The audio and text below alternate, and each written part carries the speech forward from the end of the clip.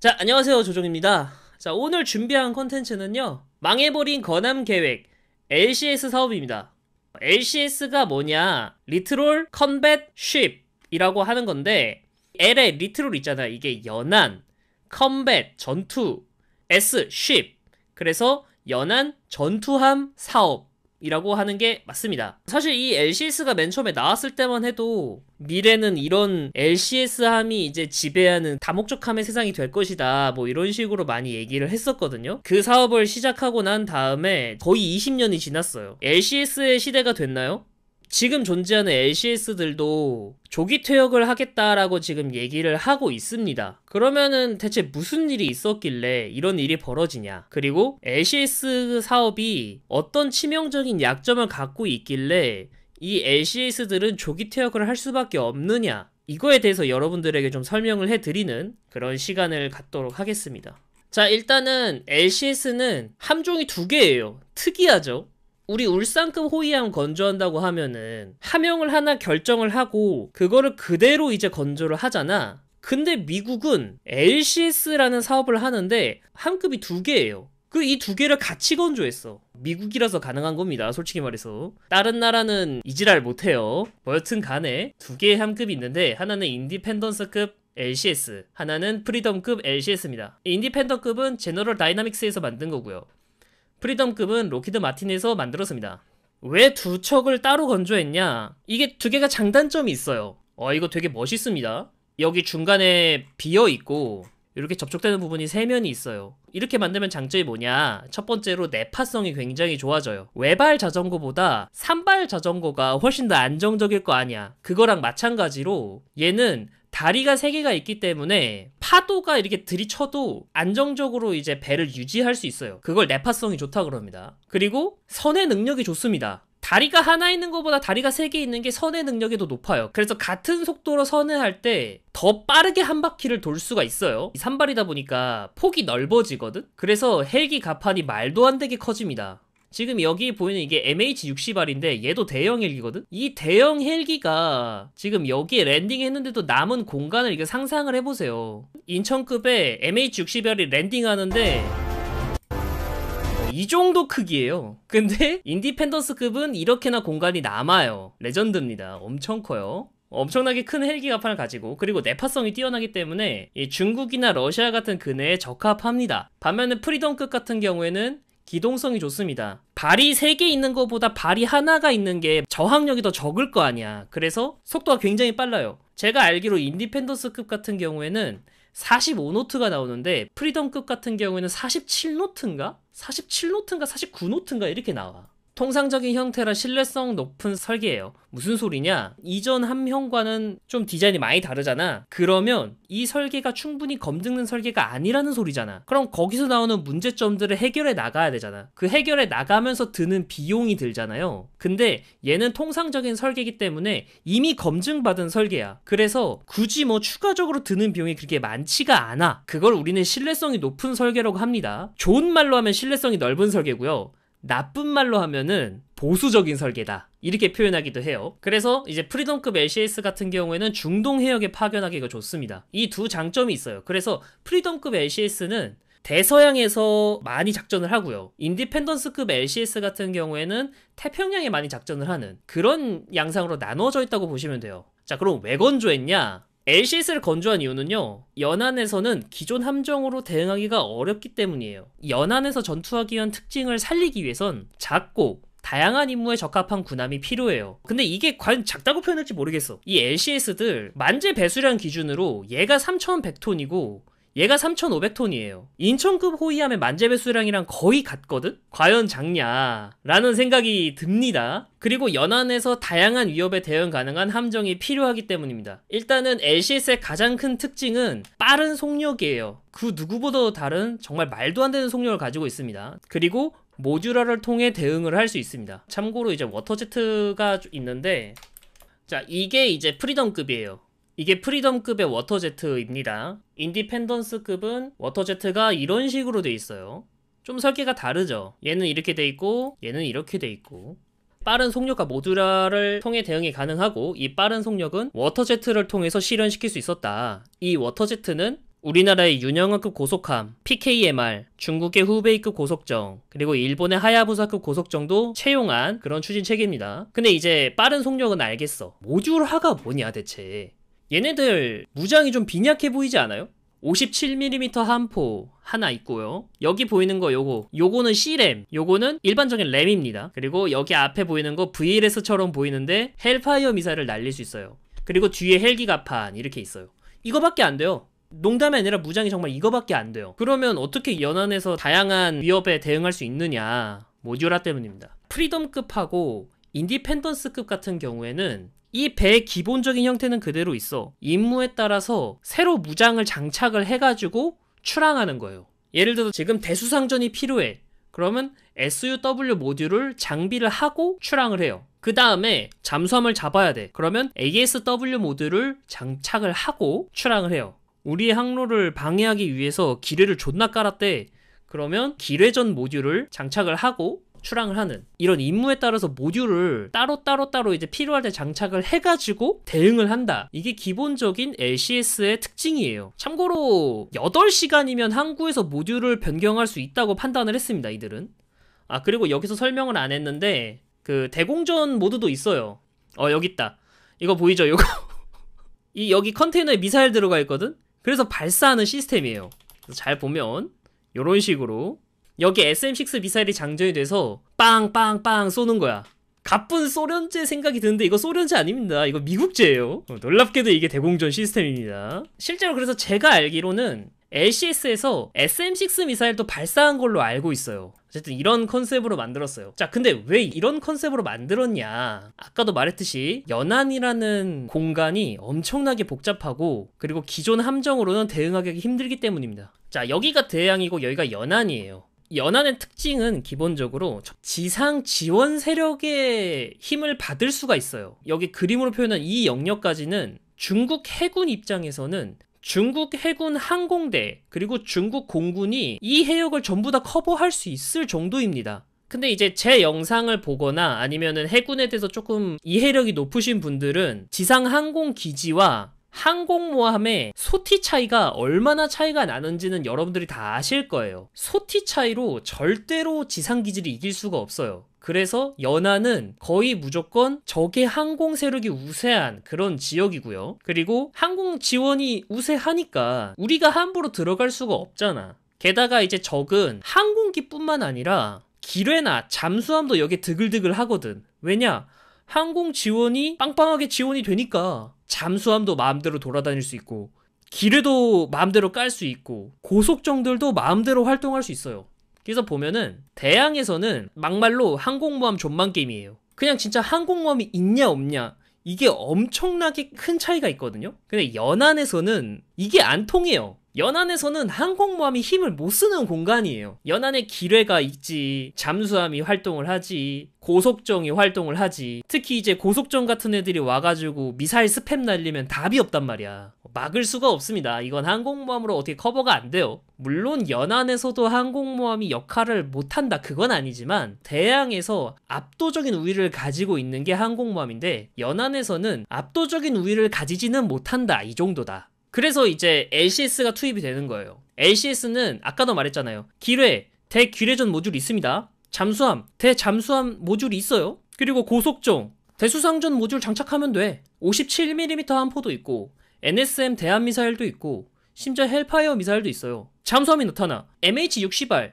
대잠 장비 막 장비한 다음에 이함시켜가지고 잠수함 탐색하라 그러면 돼. 그리고 이 LCS의 자체 소나는 없지만 예인 소나는 있어요. 그리고 가변 심도 소나가 있기 때문에 그걸 바탕으로 해서 잠수함의 위치를 찾으면 돼. 그리고 기뢰 같은 거 막 깔려있어. 그러면 나이트피쉬 UUV 있거든? 요거를 통해가지고 기뢰 제거하면 돼. 정말 완벽합니다. LCS의 단점이 연비가 구리고 연안에서밖에 작전을 못한다라는 단점이 있는데 어차피 연안 전투함이야. 그거는 단점이 되지 않고 연비가 더럽게 떨어진다. 그것도 괜찮아. 어차피 연안에서만 작전하잖아.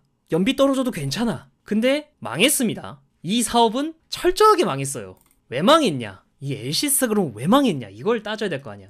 일단 첫 번째로 모듈이 준비가 안 됐어요. 일단은 대수상전 모듈은 완비가 됐어요. 그래서 지금 LCS들이 대수상전 모듈을 다 장착을 하고 있어요. 대잠전 모듈 안 돼 있고요. 대기뢰전 모듈 장비가 안 됐습니다. 요 3개의 모듈을 만들어서 임무에 따라서 모듈을 바꾸기로 합의를 했는데 정작 준비된 건 얘밖에 없어요. 심지어 이제 이거 교체 시간이 8시간 정도 걸리겠다라고 생각을 했는데 72시간이나 소모가 됐대요. 실제로 모듈을 교체를 하는데. 정신이 나갔죠. 72시간이면 상황이 끝나고도 남았겠다. 이게 첫 번째 이유고요. 그리고 두 번째 이유는 굳이 건져야 될 이유가 사라졌습니다. 드론이 이제 전장을 점점 지배하는 시대가 됐는데 무인 헬기 등장했고요. 무인 잠수정 등장했고요. 무인 수상정 등장했습니다. 얘네들이 잠식을 해요. 사실은 LCS가 망한 이유 중 하나가, 가장 큰 이유 중 하나가 이거예요. 이건데 그 다음이 이겁니다. 근데 그럼에도 불구하고 무인기 모함처럼 쓰면 되지 않냐? 라고 생각을 할 수 있거든요. 근데 사실은 그런 임무는 호위함이 훨씬 더 잘합니다. 일단 기본적으로 호위함들은 어느 정도 크기가 되기 때문에 드론들을 많이 장비를 할 수 있어요. 심지어 이제 헬기 갑판이나 이런 데에서도 드론 사용하면 되니까 드론 모함으로 사용할 수 있냐라는 논리는 그대로 호위함에서 쓸 수도 있어요. 심지어 LCS에서 사용하기 위해서 모듈화한 장비들 있잖아요. 대잠전 장비, 대공전 장비, 대수상전 장비, 대기란전 장비 이런 거 있잖아. 이거 얘네들을 위해서 따로 만들어야 되잖아. 근데 이 장비들이 예전부터 없었던 게 아니야. 이제 LCS가 등장해서 얘네들을 위해서 새로 만들어진 게 아니에요. 기존에도 있었어. 대잠전 관련해서는 예인 소나와 헐마운트 소나가 있었어요. 예전부터. 대공전 마크 41 VLS 있고 KVLS 있고, 심지어 이거는 이지스3부터 호위함까지 다 겸용으로 쓰기 때문에 장비 가격 자체가 더 싸. 대수상전 훨씬 잘합니다. 얘네들 기본적으로 117mm 암포예요. 얘 뭐 쓴다고 57mm 암포, 얘네 뭐 쓴다고 117mm 암포. 그리고 심지어 대함 미사일도 얘네들이 훨씬 많고요. 대기뢰전을 위한 무인 잠수정 사용할 수 있어요. LCS보다 훨씬 더 잘 쓸 수 있겠지. 근데 현대 호위함만 보면은 우리가 미국 같은 뻘짓을 안 해가지고 이런 배들을 운영했는데 얻어 걸린 느낌이잖아. 근데 사실 미국은 올리버 해저드급 호위함이 있었습니다. 올리버 해저드급 호위함하고 지금 LCS하고 비교해도 올리버 해저드급이 더 잘할 거야. 드론을 얘네들만 쓰는 게 아니잖아. 드론은 다 쓸 수 있기 때문에 LCS만의 장점을 가질 수도 없고, 결국은 함체 스펙만 가지고 비교를 하면은 올리버 해저드급이 대체 LCS보다 모자란 게 뭔데? 속도가 느리다라는 단점 빼곤 없어요. 올리버 해저드급이 제가 알기로 30노트가 겨우 나오거든? 근데 얘네들은 최고 속도를 내면 45노트, 47노트 이렇게 내잖아. 그거를 생각하면은 얘네들이 이제 속도의 우위를 가질 수는 있겠지. 근데 문제는 엄청나게 높은 속도를 실현하기 위해서 가격이 미친듯이 올라갔습니다. 자, 여기 보이는 DDG-51 알레이버그급이 88밀리언 달러래요, 한 척에. 근데 이 새끼는 백값만 64밀리언 달러예요. 아까 말했던 미션 모듈 있잖아. 그 미션 모듈 따로 개발하고 배치를 해야 되잖아. 그 가격이 1,500만 달러입니다. 그래서 요거 두 개를 합치면 7,900만 달러예요. 가격 차이가 얼마 안 나요. 그러면은 차라리 그냥 알레이버크급을 건조하지 굳이 얘를 왜 건조해. 그래서 망한 거예요. 잠깐의 정리를 해보면 LCS가 망한 이유, 첫 번째, 모듈이 준비가 안 되어 있습니다. 두 번째, 건조해야 될 이유가 사라졌습니다. 세 번째, LCS를 투입하는 임무는 호위함이 훨씬 잘합니다. 마지막, 그런 주제에 가격은 더럽게 비쌉니다. 만약에 이 모듈화를 할 수 있는데 가격이 이쯤 됐다, 그러면 고민해 볼 수 있을 거야. 참고로 말하는데 LCS 사업할 때 모가미가 LCS 비스무리하게 건조되려고 했었습니다. 미국은 임무 모듈화 해가지고 그때그때마다 항구에서 장비를 체인지해가지고 임무를 뛴 다음에 우리도 그거 채택하자 라고 했는데 해자대에서 이 약물고 막았다는 그런 풍문이 있습니다. 정답이었죠. 뭐 여튼 그래가지고 미국도 이제 잘못을 깨닫고 컨스텔레이션급 호위함으로 선회를 했습니다. 근데 문제는 요거 아직까지도 안 나왔어요. 일단 첫 번째로 미국 경제 상황이 말이 아니고, 두 번째로 미국의 조선업이 완전히 무너져 버려가지고 언제 나올지 모르겠습니다, 이 새끼.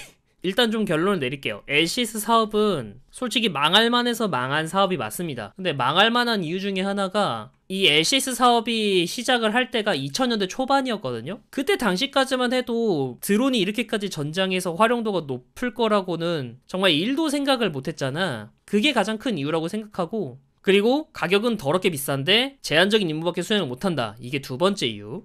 그리고 마지막으로 이 LCS 사업을 할 바에는 차라리 호위함을 더 건조하는 게 더 이득이었다. 그래서 LCS 사업은 망했습니다. 흑역사 하면은 이 LCS 사업이 그중 하나로 꼽힐 정도로 미 해군의 망해버린 건함 사업이라고 할 수 있습니다.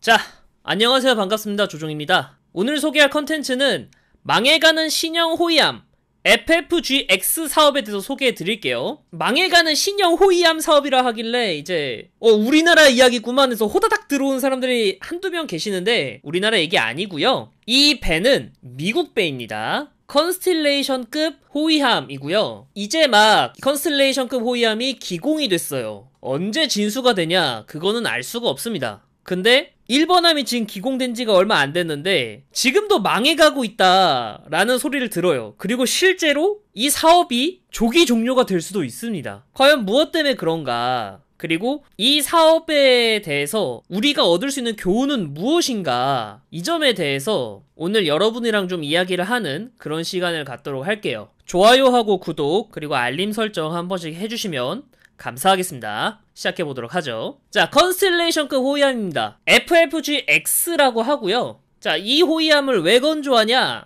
올리버 해저드 페리급 호위함이 있었습니다. 미국에. 줄여서 페리급인데 이 페리급이 2000년대 중반 이후에 퇴역을 다 해요. 노후화가 돼가지고. 그러면은 기존에 원래 호위함 사업을 해야 되는데 우리 미국 형님들께서 야, 페리급 같은 호위함 건조할 바에는 LCS 사업을 하는 게 어떻냐? LCS들을 대량으로 건조를 해가지고 페리급을 대체하자라는 소리를 했었습니다. 근데 그 LCS 사업 어떻게 됐죠? 존망했습니다. LCS 사업이 왜 실패했는지는 이전 영상에 서술을 했으니까 거기에 대해서 좀 보고 오시면 되고요. 어쨌든 LCS 사업이 실패를 하면서 미 해군은 호위함 공백이 생겨버려요. 그래가지고 야, 이건 이렇게 하면 안 되겠다 해가지고 미 해군이 2017년에 FFGX 사업을 착수하고 사업을 진행합니다. 이 사업이 좀 특이한 게 원래 미국, 우리, 일본 다 마찬가지지만은 자기네 군함이 필요할 때는 자기네들이 설계를 하고 진수까지 해요. 실제로 미 해군은 항상 그래왔거든요. 근데 미 해군 이번엔 특이하게 2020년에 프렘급 호위함 기반 설계를 채택하고 현재까지 사업을 진행 중입니다. 다 합쳐서 20척을 건조해서 배치하겠다라고 지금 이야기를 합니다. 그러면 컨스틸레이션급 호위함의 스펙은 대충 어떻냐? 일단 먼저 대잠전은 AN/SQQ-89 전투체계를 사용하고요. 이 전투체계는 이지스 전투 시스템과 통합이 되어서 능동 및 수동 센서 그리고 사격 통제 등 발전된 디스플레이에 하위 시스템을 포함한 광범위한 수중전 기능을 제공합니다. 대잠전 관련된 네트워크 체계를 갖춘 게 이 전투체계다 라고 생각하면 돼요. 그리고 레이더는 AN 스파이6 레이더를 3면에 배치했습니다. 120도씩 커버를 해가지고 3면 배치를 하는 겁니다.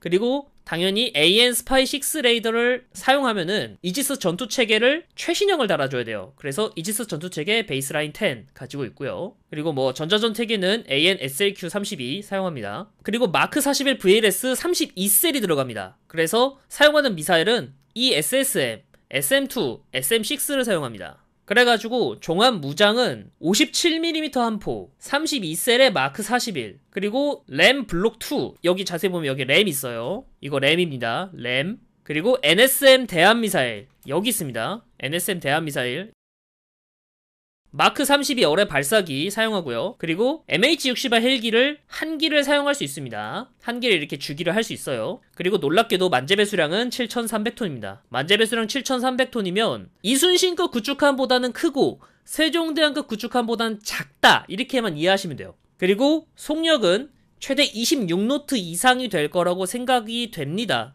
속도가 조금 작다라는 생각이 들긴 해요. 댓글에서 호위함과 구축함의 차이가 뭔가요? 라고 하는데 솔직히 차이가 없어요. 이렇게 생각하시면 돼요. 구축함은 현대 군함에서 가지는 풀스펙을 가지고 있다 이렇게 생각하면 되고, 호위함은 그 구축함 풀스펙 중에서 0과 0으로 좀 몇 개 자른 거다, 그게 호위함이다, 약간 이렇게 이해하시는 게 나아요. 차라리 나아요.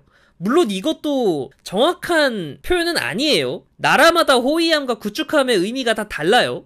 심지어 해저대는 구축함이란 단어를 안 써요. 그냥 다호위함이란 단어를 쓰거든? 솔직히 그래서 구축함과 호위함의 구분은 의미가 없습니다. 그래서 이거는 이제 베이스를 뭘로 만들었냐? 아까도 말했지만 프렘급 호위함입니다. 이거는 이탈리아의 프라임급 호위함인데 얘는 지금 배수량이 약 6,700톤 정도 됩니다.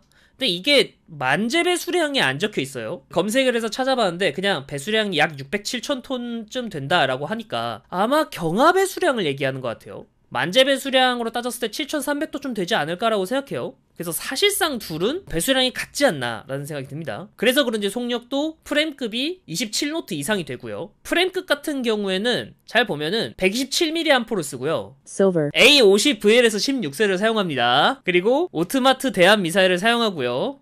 아음속 대함 미사일입니다. 그리고 2연장 324mm 어뢰 발사기를 사용하고요. 그리고 AW100인 멀린을 여기에 주기를 할 수가 있어요. 그러면 궁금하잖아. 이탈리아 프렘급하고 컨스텔레이션급하고 과연 어느 쪽이 더 우수한 호위함이냐 이렇게 고민할 수가 있잖아요. 대잠전 관련해서는 안 따졌고요. 간략하게 따지면요. 컨스텔레이션급 호위함이 스펙에서 더 앞섭니다. Silver. A50VLS가 16셀인데 이게 좀 안타까운 게 아스터 15하고 아스터 30 대공 미사일을 사용해요. 아스터 30은 간단하게 말해서 SM2 미사일이랑 비슷한 포지션이고요. 아스터 15는 미국제 시스페로 혹은 ESSM과 동일한 포지션을 가지고 있는 미사일이에요. 근데 문제는요. 이 둘 다 16셀인데 한 발에 한 셀밖에 안 들어가요. 그래가지고 아무리 미사일을 적재를 한다고 해도 16셀이니까 16발의 미사일밖에 안 들어가요. 이게 큰 단점 중 하나예요. 그래서 실질적으로 대공 미사일을 16발밖에 못 들고 다닌다. 근데 만약에 이 VLS에 얘도 이제 대지 미사일을 사용하거든요. 유럽판 토마호크 미사일도 있어요. 그것도 장비를 할 수 있거든요. 근데 아까 말했듯이 한 발에 한 셀이잖아요. 대지 미사일 한 2개, 3개 넣는다. 대공 미사일 13발, 12발 뭐 이렇게밖에 사용을 못하게 되는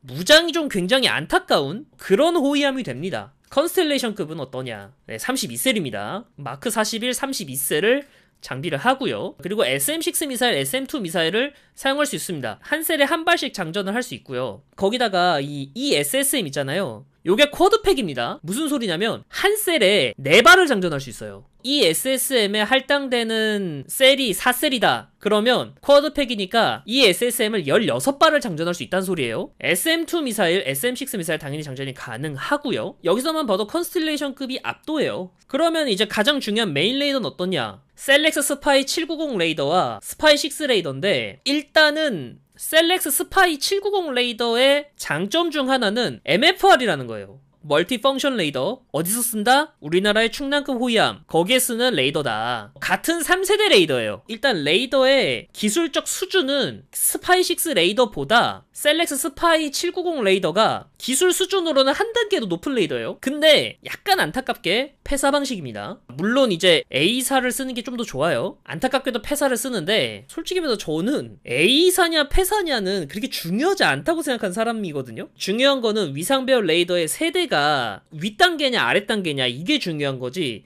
사실 폐사냐 A사냐는 그렇게 중요하지 않다고 생각한 사람이거든요. 셀렉스 스파이 790 레이더는 회전식이에요.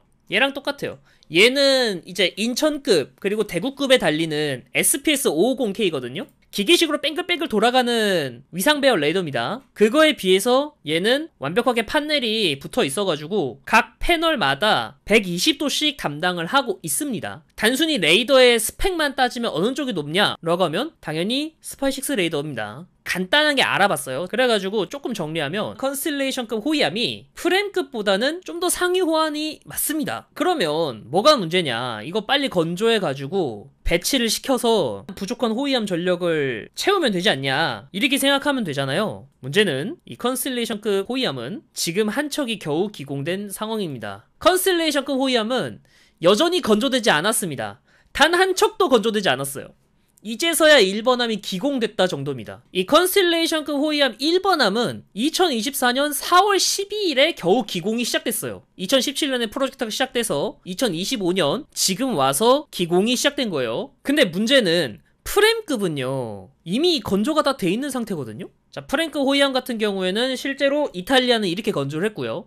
프랑스는 이렇게 건조를 했어요. 두 개가 이제 디자인이 조금 다른 이유는 이탈리아는 이탈리아 장비를 넣어서 이렇게 된 거고 프랑스는 프랑스 장비를 넣어서 이렇게 된 것 뿐입니다. 둘 다 건조를 하고 있습니다. 그리고 실제로 몇 척이 취역이 돼 있는 상황이에요 지금. 근데 이 컨스텔레이션급은 심지어 프렘급의 설계를 기반으로 했는데도 이렇게 느려요. 이거는 명백하게 사업이 지연되고 있다는 의미입니다. 만약에 프렘급으로 설계를 안 하고 미국이 자체적으로 그냥 설계를 한다. 그럼 지금 기공되는 게 이해가 돼요. 왜냐면은 설계하는 것도 몇 년 걸리거든. 근데 프렘급 설계를 가져왔단 말이야. 지들이 설계한 거 아닌데 설계 도면을 가져와가지고 만들기만 하면 되는데 못 만들고 있어요. 지금까지. 명백하게 사업이 지연되고 있습니다. 크게 두 가지가 있는데 첫째는 프렘급 기반의 설계가 미국으로 오면서 과다 변경된 문제가 있습니다. 자, 두 번째는 다들 아는 문제예요. 미국의 열악해진 조선업 상황 때문입니다. 이탈리아하고 프랑스는 프렘급을 어떻게 성공적으로 설계하고 취역했냐 라는 생각을 할 수 있잖아요. 애초에 이탈리아하고 프랑스는 정말 호위함이 필요했던 것 뿐이에요. 진짜 호위함이 필요했던 것 뿐이에요. 원래 프랑스하고 이탈리아는 개함 방공 정도가 되는 호위함 수준의 군함을 건조해가지고 자신들의 구형 호위함을 대체할 전력이 필요했을 뿐이었어요. 그리고 정말 딱 그 정도로 나왔어요. 그래서 프렘급은 개함 방공이 가능하고요. 아스터 30을 아까 사용한다 그랬잖아요. 아스터 30을 만약에 사용하면은 그게 사거리가 한 120km쯤 되니까 제한적으로 함대 방공도 가능합니다. 딱 그 정도의 적당한 호위함입니다. 더도 말고 덜도 말고 약간 그런 느낌이에요. 그래서 이탈리아하고 프랑스가 바라는 성능대로 나온 거예요. 근데 미국은 약간 상황이 달라요. 미국은 구축함 수준의 호위함을 바란 거예요. 왜냐? LCS 사업이 망했잖아요. 일부 있던 호위함의 역할을 LCS가 대체하려고 했었거든? 근데 그 LCS가 망했어. 호위함은 호위함대로 필요해. 근데 문제는 구축함 역할까지 시키려고 했습니다. 왜냐? 알레이버크급 초기형들이 이제 퇴역할 때가 됐거든. 그러니까 미국은 호위함이면서도 구축함 역할까지 시키려고 했습니다. 그러다 보니 야, 이번에 신형 호위함 컨스텔레이션급의 합동 교전 체계 넣어야 돼. 그리고 SM6를 운영해가지고 장거리에서 시스키밍으로 날아오는 미사일을 막아야 돼. 라고 요구를 해요. 자, 합동 교전 체계 SM6 당연히 최신 이지스 전투 체계를 장비를 해야 되죠. 실제로 그래서 이지스 베이스라인 10 가장 최신의 전투 체계를 장비할 예정이라고 합니다. 자, 근데 여기서 최신 이지스 전투 체계를 사용하면 최신 이지스 레이더를 장비를 해야겠지. 스파이6 레이더를 장비를 해야 될 거 아니야. 장비를 해. 자, 근데 문제는 스파이6 레이더 전력을 장난 아니게 먹습니다. 전력을 많이 처먹으면 무슨 소리냐? 추진 체계를 재설계를 해야 돼요. 전력을 많이 먹잖아. 그럼 발전기를 많이 만들어야 되고 발전을 잘 할 수 있도록 추진 체계도 재설계를 해야 돼요. 근데 문제는 추진 체계라는 거는 선박에서 가장 큰 공간을 차지하고요. 가장 무거운 파트예요. 추진 체계 재설계한다고 선체 재설계해야 됩니다. 이러니까 가격은 가격대로 오르잖아. 분명 처음에는 SM2하고 ESSM 정도를 장비할 예정이었어요. 딱 그 정도만 장비할 예정이었어요. 그래서 지금 가격이 어디까지 상승했냐? 프렘급이 6에서 8억 달러 정도 해요. 한 척당. 근데 컨스텔레이션급은 8억에서 12억 달러가 됐어요. 이 가격이 어느 정도냐? 알레이버크급 플라이트 1 정도입니다. 원래 50척 정도 건조할 계획이었는데 20척으로 축소된 이유가 이것 때문이래요. 사실은 제 입장에서는 처음 겪는 느낌은 아니에요. 어디서 겪었냐? PKG 사업입니다. 놀랍게도 컨스텔레이션급 호위함 사업 문제를 우리는 겪어봤어요. 윤영한급 고속함 PKG죠. 원래는 지금 PKMR 수준의 물건으로 등장할 예정이었어요. 이 PKG가 건조될 그 당시의 대내적 상황이 제2연평해전이 터졌잖아요. 그래가지고 이 참수리의 문제점 그리고 이제 화력의 문제점이 거론이 돼가지고 그 여론 때문에 무장을 강화하라, 방어력을 높여라 막 이렇게 이제 여론이 들끓고 그래서 PKG는 PCC의 역할을 PKG가 하도록 강요받게 됐습니다. 결국 예전과 달리 250톤 이상 증가했어요. 배수량이 늘어났고요. 그리고 PCC급으로 가격이 인상이 돼버립니다. 그래서 원래 24척을 건조할 생각이었는데 18척으로 축소 건조되고요. 그리고 급하게 막 이것저것 때려박고 신기술을 넣었잖아. 당연히 초기 결혼 문제로 한동안 골머리를 썩었습니다. 원래 PKMR 수준의 물건으로 등장할 애가 갑자기 이렇게 되니까 당연히 문제가 벌어지지. 컨스텔레이션급 사업과 PKG 사업의 다른 점이라면 PKG가 사실 저렴해서 다행히도 사업을 진행할 수 있게 됐어요. 어쩌다가 지금 미국의 FFGX 사업이 이렇게 됐냐 라고 물어본다면 대한민국은 이미 답을 알고 있습니다. 그래서 first time 이라고 적어놓은 거예요. 우리한테는 낯선 상황이 아니다. 진짜 난 이 게임을 해봤어요. 딱 이 상황인 거예요. 그리고 두 번째로 말해 뭐해. 미국 조선업이 존망했습니다. 지금 미국 조선업 몰락은 우리가 생각하는 것보다 더 심각한 상황입니다. 진짜 심각해요. 어느 정도냐? 우리나라가 1년에 구축함 한 척씩 뽑아냈는데 미국은 그거를 3에서 5년이 걸려요. 최근에 뭐 버지니아급 잠수함 건조하는데 그것도 건조하려면은 한 척 건조하는데 2에서 3년 걸린다 막 이렇게 말하고요. 정말 심각할 정도로 조선업이 존망하고 있다. 뭐 원인은 여러 가지가 있습니다. 첫 번째로 노후화된 조선 인프라와 투자 있고요. 두 번째로 숙련 노동력의 부족 등이 거론이 되고 있어요. 그러니까 사업 접자라는 얘기가 나오고 있는 거예요. 이게 농담이 아니에요. 진짜로 사업 접자 이 얘기가 나오고 있어요. 존망입니다 진짜. 내가 알던 그 미 해군 어디 갔어? 쇼미더머니한 그 미국 어디 갔냐고. 이건 우리가 원했던 미국이 아니야. 어디 갔어 씨발. 자, 그럼 여기까지 이제 제 이야기를 듣고 교훈점이 있을 거예요. 자, 교훈점 첫 번째, 명확한 목적을 가지고 사업을 진행해야 합니다. 이거는 이 컨스텔레이션급 호위함 관련된 사업뿐만이 아니라 우리 인생에도 좀 교훈이 되는 그런 내용이죠. 자, 함종이 나눠지는 데는 이유가 있습니다. 초기함이 초기함인 이유가 있어요. 근데 억지로 호위함으로 구축함을 만들려고 하면 예산은 예산대로, 시간은 시간대로 소모만 하게 됩니다. 자, 그리고 두 번째는 진짜 요새 미 해군 하는 스텝마다 꼬입니다. 이 컨스텔레이션급 호위함 사업 요거만 망한 게 아니에요. 최초로 주말트급 구축함 사업 망했습니다. LCS 사업 말아먹었죠. 이번에 FFGX 그러니까 컨스텔레이션급 호위함 말아먹기 직전입니다. 자, 이 상황에서 과연 CGX 사업은 제대로 할 수 있냐는 의문마저 들죠. 자, 그리고 마지막, 예상보다 훨씬 더 심각한 미국 조선업 상황이에요. 지금 이미 미국은 조선업이 진짜 몰락이 아니라 붕괴한 것 같아. 제대로 된 수리, 정비조차 어려운 상황입니다. 우리나라의 일부 군함 MRO를 시켰잖아 우리한테. 그게 지금 자기네들이 제대로 수리 정비가 안 되기 때문에 지금 이러는 거거든요. 안 되면은 동맹국의 손이라도 빌리고 그 사이에 자기네들 조선업을 부흥시키면 될 것 같은데 왜 안 하는 건지 정말 이해가 안 갑니다. 자, 안녕하세요. 반갑습니다. 조종입니다. 오늘 준비한 컨텐츠는 망해버린 미국의 신형 군함 건조 계획 마지막입니다. 줌 왈트급 구축함입니다. 제가 지금까지 망해버린 미국의 신형 군함 건조 계획을 계속 얘기했잖아요. 첫 번째는 LCS 사업, 그리고 두 번째는 컨스텔레이션급 호위함 사업입니다.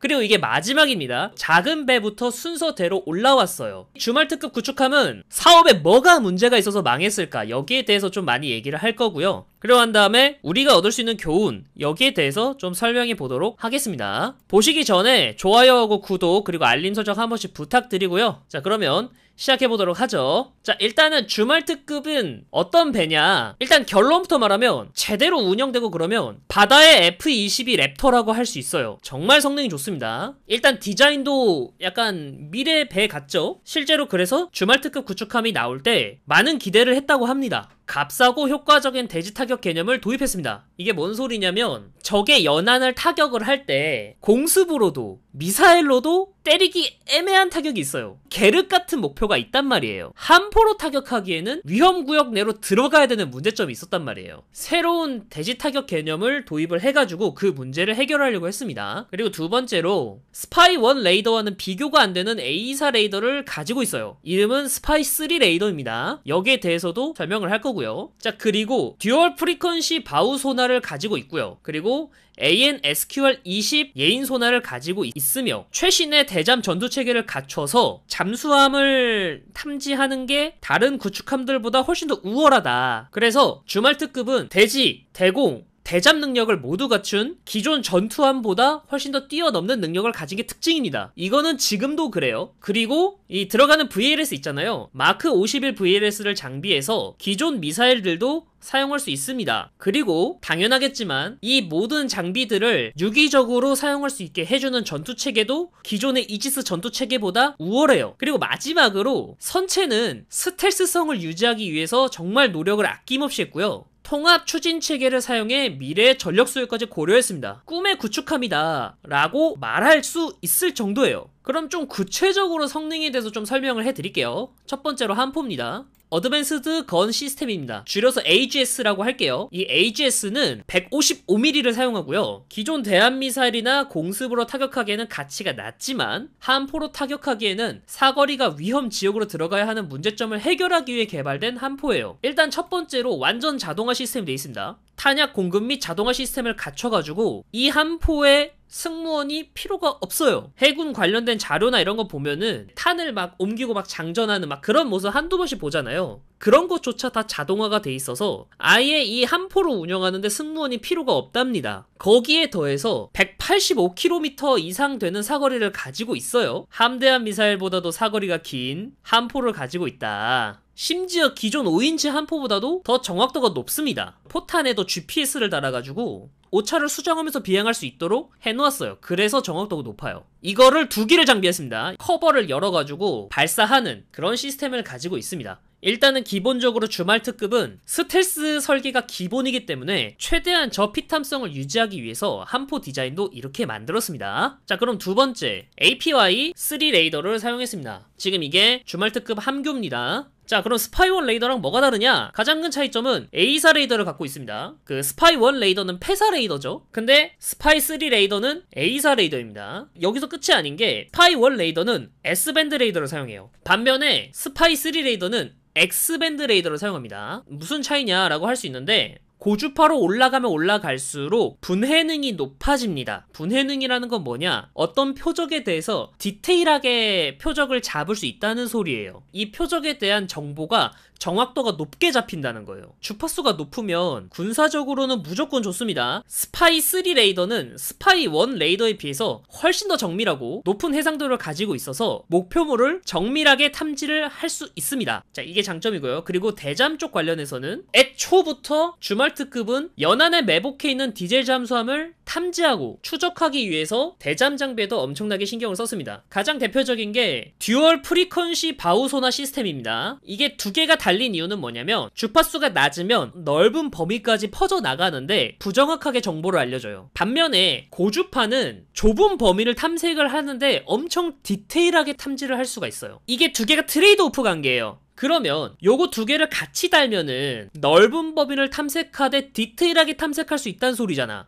거기에 AN/SQR-20 다기능 예인 소나는요, 수동 탐지 모드 및 능동 탐지 모두 사용할 수 있습니다. 이 수동 탐지 모드는 그냥 이제 듣는 거고요. 능동 탐지는 소리를 빵 내가지고 반사되는 신호로 표적을 탐지를 하는 거예요. 여기에 당연히 이 헬리덱에 대자멜기 당연히 탑재가 됩니다. MH60R을 보통 쓸 텐데 이 MH60R과도 호환이 되는 AN/SQQ-90 통합 수중전 시스템을 장비했습니다. 그래가지고 AN/SQS-60 소나하고 이 61 소나하고 그리고 SQR-20 소나하고 그리고 MH60R에서 드랍하는 디핑 소나 그리고 소노V 이런 탐지 장비들을 모두 이 AN/SQQ-90 통합 수중전 시스템이 다 취합해가지고 정보를 분석을 해줘요. 그래가지고 디스플레이에 시전을 시켜줍니다. 그래서 마치 게임처럼 잠수함의 위치를 정확하게 알려줄 수 있습니다. 이 AN/SQQ-90 통합 수중전 시스템은 주말 특급만 있는 게 아니고요. 알레이버크급 플라이트 3에도 지금 장비가 된 걸로 알고 있어요. 충분히 검증된 시스템이다. 그리고 굉장히 좋은 시스템이다. 이 그림으로 표현하자면 이래요. 이 다기능 소나, 중주파 소나고 고주파 소나가 어떻게 연계해가지고 잠수함을 잡는지 요거를 알려주는 겁니다. MH60R도 이게 디핑 소나를 표현한 거예요. 이 디핑 소나가 이 잠수함 위치를 체크를 해주고 이런 식으로 대잠 장비들에서 오는 정보들을 AN/SQQ-90이 다 정보를 취합해가지고 정확한 위치를 특정한다. 자, 그리고 VLS 쪽을 얘기를 할게요. 마크 57 VLS를 사용합니다. 기존에 이제 마크 41과는 좀 형태가 다른데 마크 41은 원래 이런 식으로 중앙에 이렇게 배열이 돼 있잖아요. 그런데 마크 57 같은 경우에는 함 측면에 달려 있어요. 제가 알기로 기존보다 30%인가? 셀의 크기가 커졌고요. 커진 셀에 맞게 배기가스 배출 시스템이 향상돼가지고 오발 사고나 미사일 관리 관련해서 훨씬 더 효율적이게 되었다라고 말합니다. 그리고 VLS가 사이드에 배치돼 있어요. 사이드에 배치돼 있으면 장점이 이 VLS가 타격을 받았어. 그러면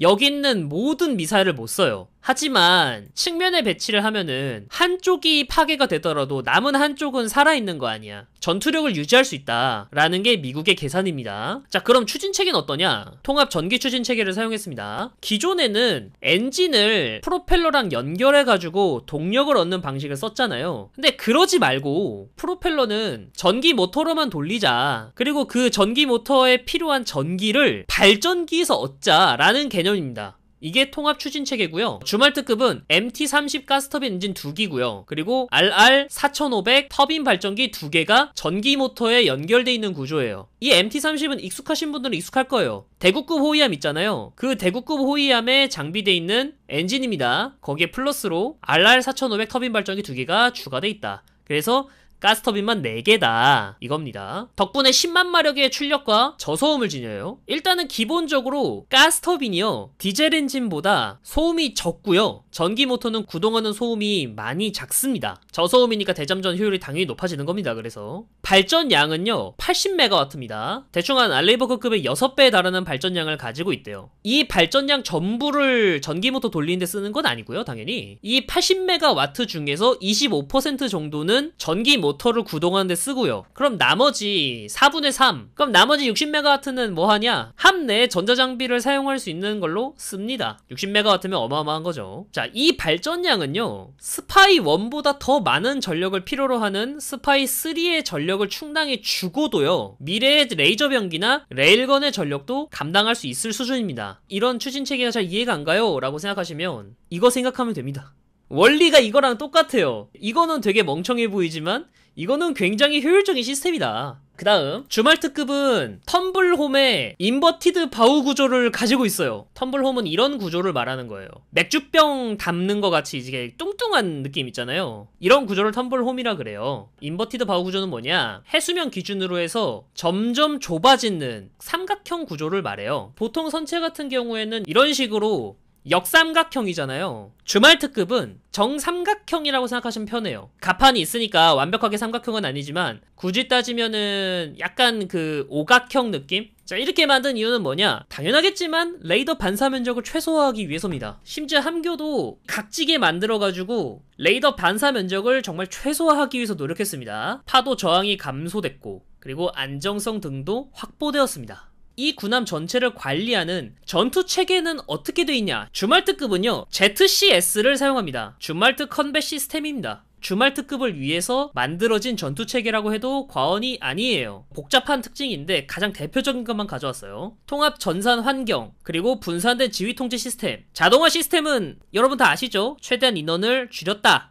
이게 목적입니다. 알레이버크급 구축함 같은 경우에는 정원이 약 300명이 필요한데 얘는 알레이버크급 구축함보다 훨씬 크면서 그거를 180명 정도만 있으면 운영을 할 수가 있다는 거예요. 배수량이 커졌는데 인원은 줄어들었죠. 인원이 준 만큼 당연히 거주성이 높아지는 건 덤입니다. 자, 그럼 분산된 지휘 통제 시스템이 뭐냐? 저도 이거 한참 찾아봤는데 좀 더 이제 어려운 말 하면은 리눅스 기반의 메인 컴퓨터 시스템이 함정 내에 분산 설치된 일렉트릭 모듈 인클로저를 통해 작동하고, 일렉트로닉 모듈 인클로저 줄여서 EME는 표준화된 온보드 컴퓨터를 수용하기 위한 시설로 함내 각 부분에 16개의 쉘터로 설치되어 있어서 각 EME는 위치 용도에 따라 임무를 자동으로 분배하고 수용한다 라고 돼 있습니다. 그리고 통합 전산 환경, 이건 뭐냐? 어쨌든 간에 이 배에 탐지 자산이나 외부에서 받는 데이터들이 있을 거 아니야. 그리고 내부에서 처리해야 될 데이터들도 있을 거 아니에요. 그거를 원래는 각각 다른 파트별로 그냥 개별적으로 이거 해결을 했는데 그게 아니라 중심이 되는 컴퓨터에 모두 이제 업로드 되고 다운로드 돼가지고 통합적으로 처리를 한다 이거예요. 이 주말트급 구축함은요 진짜 바다의 F-22 랩터라고 해도 손색이 없어요. 이게 왜 망한 사업인가 라는 생각이 들 정도로 훌륭한 구축함이라고 표현을 할 수가 있습니다. 근데 이 사업이 왜 망했냐? 망한 이유가 있습니다. 결론부터 말하면 존나 비쌉니다. 정확히 말하면 존나 비싸졌습니다. 단순하게 비싼 이유가 합리적이면 상관이 없잖아요. 근데 합리적으로 비싸진 게 아니야 애초에. 일단은 이 주말트급은 SC-21 프로그램에서 시작을 했습니다. 그러면 SC 프로그램의 기존 건조 목표가 있을 거 아니에요. 근데 문제는 시간이 지나면서 이거 추가하고 저거 추가하고 개판이 난 거예요. 심지어 그 추가한 게 아직 성숙하지 않은 첨단 기술이었다는 겁니다. 거기에 도입하겠다고 하는 기술들이 줄줄이 개발 취소가 돼요. 이게 핵심입니다. 이 주말특급 구축함을 건조함과 함께 여기에 들어가는 기술들도 함께 개발하겠다는 개념인데 그 함께 들어가는 그 기술들이 줄줄이 개발 취소가 돼요. 그래서 이도저도 아닌 깡통 구축함이 되어버렸어요. 그럼 SC-21 프로그램에 대해서 좀 설명해 드리자면 이거 원래 전함 대체 프로그램입니다. 기존에 뭐 미사일하고 공습이 있잖아 라고 말할 수 있는데 그걸로는 대체할 수 없는 한 포만의 장점이 있단 말이야. 그 한 포가 너무 그리워. 전함의 역할을 좀 대체를 하면서 21세기에 맞는 다목적 전투함을 건조한다는 컨셉으로 출발을 했습니다. 근데 그대로 건조하면 돼요. 2000년대 초반에 진수하기로 약속을 잡았어요. 총 32척을 건조할 계획이었고요. 각 함선의 코스트는 13억 4천 달러입니다. 그래서 전체 비용이 460억 달러입니다. 합리적인 프로그램이에요. 근데 문제는요, 2001년이 되니까 비용이 증가합니다. 그래서 함선 규모를 16척으로 줄이자라고 말을 했습니다. 근데 문제는요, 배라는 건 규모의 경제가 엄청나게 크게 작동하거든요. 32척을 건조할 계획이니까 함선당 가격이 13억 정도 나오는 거예요. 근데 이 함선의 규모를 줄인다? 그러면 당연히 한 척 한 척당 단가는 올라갑니다. 그래가지고 2005년에 30억 달러가 됩니다. 원래 32척 건조하는데 척당 얼마였다고? 13억 4천만 달러였다고. 이걸 16척으로 줄이고 2005년이 되니까 얼마까지 올라갔다고? 30억 달러가 됐다고. 벌써 2배 이상 인상됐죠. 여기서 끝이 아니야. 자, 30억 달러가 됐어. 너무 비싸. 이거를 해군이 단 3척만 건조하겠다고 합니다. 16척이었는데 여기서 3척만 건조하겠다고 합니다. 당연히 더 뛸 거 아니야. 그래서 건조 비용이 얼마까지 올라갔냐? 42억까지 올랐습니다. 13억 4천에서 30억이 됐다가 42억이 됐다. 이게 주말특급이 그래가지고 니미츠급 항공모함이랑 비슷하대, 가격이. 사업관리가 이러니까 망하는 거야. 여러 번 말씀드렸지만은 저는 이런 경우를 처음 보지 않아요. 너 그럼 이걸 어디서 많이 봤냐? PKG에서요. 똑같아요. 나는 이 게임을 해봤어요. 어디서 했는데? PKG 사업에서 해봤어요. PKG 단가가 오른 거랑 주말특급이 가격이 오른 거랑 정확히 동일합니다. 다만 PKG는 앞서 말했듯이 가격이 쌉니다. 애초에 단가가 싼 배예요. 그러니까 할 수 있었던 거고, 이 개발 비용 100억 달러 온전히 개발이 돼가지고 다른 배에 적용을 하면은 그나마 이 100억 달러 회수할 수 있잖아요. 근데 그것도 개발이 취소돼 버립니다. AGS 개발 취소돼요. 자, AGS는 당초 장거리 정밀 타격을 목표로 개발이 되었는데요. 이를 위해서 특수 탄약이 필요해요. 이게 생산 비용이 예상보다 훨씬 높습니다. 들리는 소문으로는 이 탄 한 발이 약 10억 원 정도 한다는데 우리 혜성이 한 발당 20억입니다. LAP 프로젝트는 엑스칼리버 프로젝트에 들어갔대요. 어쨌든 그나마 좀 회수할 수 있네요. 제가 알기로 이 개발 비용 100억에는요 레일건도 포함되어 있습니다. 근데 레일건 취소됐죠. 돈을 진짜 얼마나 낭비한 거야. 그래가지고 지금 주말특급 있잖아요. 요 한 포 2개 뗀대요. 그럼 뭘 배치를 하냐, 이렇게 배치한답니다. 극초음속 활공 미사일인데 얘가 이름이 아마 다크 이글일 거예요. 원래는 한 포가 있는 위치인데 이 한 포가 있는 위치에 얘를 단다. 그래서 이제 여기다 달고, 이제 한 포 2개 철거한다고 했으니까 여기다 달고 여기도 단대요. 이 주말특급 이거 사실상 합동 활약함 됐다, 이렇게 말하는 게 이런 이유 때문이에요. 솔직히 말해서 지금 미 해군이 주말특급을 개량하는 거 사실상 지금 합동 활약함 만들겠다 라는 소리랑 비슷합니다. 그럼 이것만 문제냐? 이것만 문제가 아닙니다. 얘는 총체적인 문제가 있어요. 레이더에도 문제가 있어요. 레이더에도. 그 레이더는 어떤 문제가 있냐? 스파이3 레이더 좋다며. 스파이3 레이더가 스파이1 레이더보다 좋은 건 사실입니다. 근데 문제는 뭐냐? 얘가 X밴드 레이더라는 게 문제예요. 자, X밴드 레이더가 파장이 짧거든요? 자, 근데 문제는 트레이드 오프 관계입니다. 같은 에너지를 썼을 때 고주파는 분해능이 뛰어나긴 하지만 얘가 먼 거리를 못 날아가요. 다만 이제 파장이 긴 거, 분해능이 뛰어나진 않습니다. 하지만 멀리 가요. 같은 에너지를 썼을 때. 같은 거리의 표적을 탐지한다고 할 때 X밴드 레이더가 S밴드 레이더에 비해서 4에서 6배 더 많은 에너지를 사용한다고 알려져 있습니다. 이것도 정확한 건 아니에요. 대충 이 정도 에너지를 더 많이 사용한다. X밴드 레이더 하나만으로 다 커버를 하겠다. 야, 에너지가 많이 필요한데 어떻게 할 거야? 전기를 더 많이 생산해가지고 얘한테 줘가지고 탐지거리를 커버하겠다. 이 개념입니다. 전기만 많이 쳐먹으면 다행인데 발열도 배로 듭니다. 괜히 이렇게 요격을 하는 게 아니에요. 추적 레이더하고 요격 레이더 요거 두 개를 조합해가지고 요격을 하는 방식이 아닙니다. 스파이 3 레이더로 다 하기에는 너무 비효율적인 시스템이 돼요. 그래서 제가 알기로 이 X밴드 레이더가 탐지거리가 300km인가?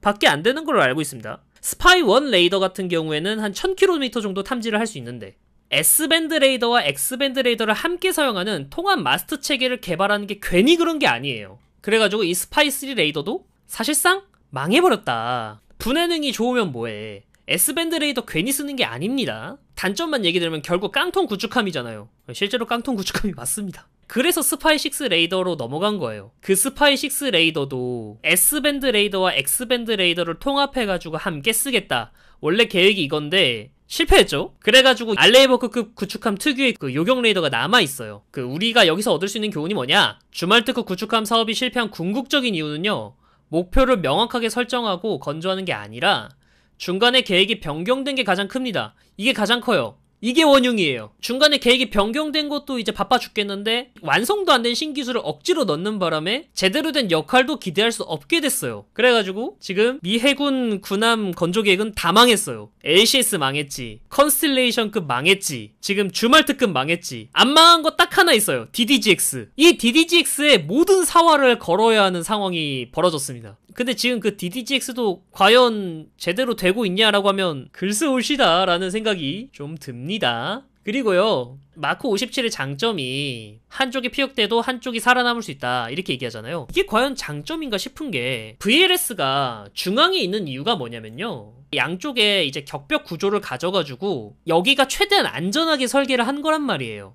여기가 만약에 피탄이 되면은 위험하긴 한데 한 곳에 모아둔 뒤에 방호 계획을 세워놓으면은 방호 설계 내의 충격에 대해서는 안전을 보장할 수 있는 체제인 거 아니야. 근데 얘는 측면에 배치돼 있잖아요. 중앙에 배치돼 있는 것보다 아무래도 피격됐을 때 피해를 입을 가능성이 크단 말이야. 유폭될 가능성도 크고, 한쪽이 피탄되어도 남은 한쪽은 사용할 수 있다. 이게 장점인가? 라는 생각은 들어요. 한쪽에 모아놓고 방호를 하는 게 훨씬 더 효율적이지 않나? 그리고 요거는 솔직히 장점이 맞거든요. 이 추진체계를 넣는 것 자체는 좋은 선택이 맞긴 한데 아까 말했듯이 레일건 계획 취소됐고요. 스파이 3 레이더도 굳이 통합 전기 추진 체계를 쓰지 않는다 해도 전력량은 충분해요. 그러면 이 통합 추진 체계가 가지는 장점은 희석되고 단점은 두드러진 상황이 됐잖아. 이 전기가 충분히 다 쓰여야 될 것 같아가지고 만들어 놓은 체계인데 예상보다 전기를 안 쓰잖아. 그러면 남은 단점이 뭐냐? MT30 가스터빈 엔진 2개 쓰고 RR4500 터빈 발전기 2개 쓰잖아요. 이거 2개 다 연료 먹는 하마입니다.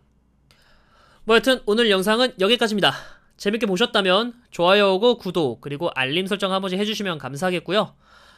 좀 여유가 되시는 분들은 멤버십 가입도 함께 해주셨으면 감사하겠습니다. 자, 그럼 오늘은 여기까지입니다. 시청해주셔서 감사드리고요. 저는 다음 컨텐츠에서 또 찾아뵙도록 하겠습니다. 감사합니다.